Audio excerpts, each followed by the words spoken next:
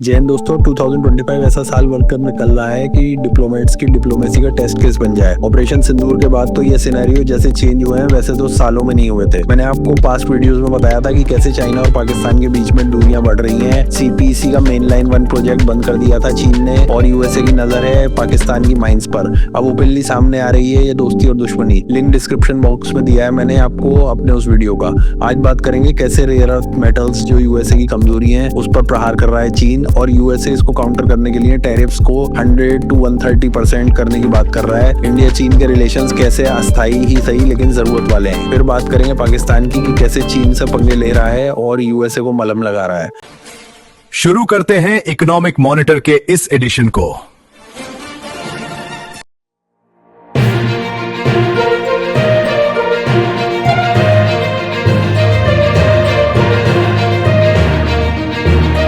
Rare earth metal इतने rare होते नहीं है जितने नाम से लगते हैं। इनका सिनेरियो यह है कि ये इवनली डिस्ट्रीब्यूटेड नहीं होते अर्थ क्रस्ट में। इसी वजह से इनकी mining and processing highly capital intensive है। टोटल 17 मेटल्स होते हैं ये। ईवी, सेमीकंडक्टर, सोलर पैनल्स में एक्सटेंसिवली यूज होते हैं। चीन ने क्या किया, चाइना ने इनके एक्सपोर्ट पर बैन लगा दिया। अगर किसी एक्सपोर्ट में 0.1% से ज्यादा रेयर अर्थ मेटल होंगे तो एक्सपोर्ट लाइसेंस लीजिए।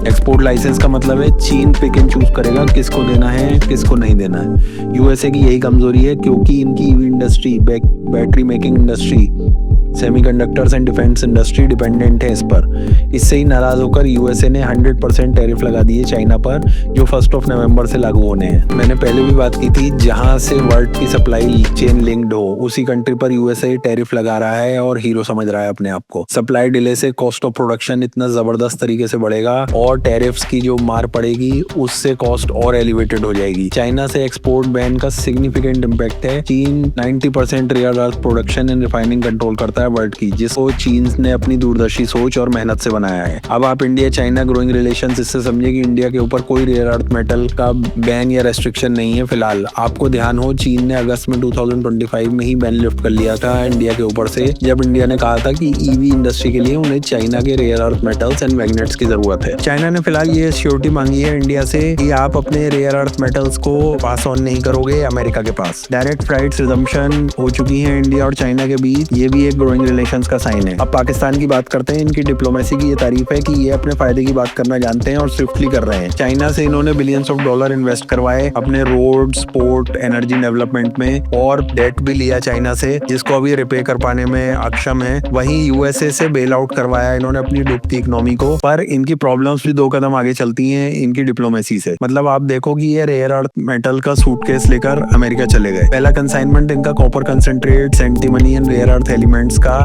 यूएसए पहुंच गया है।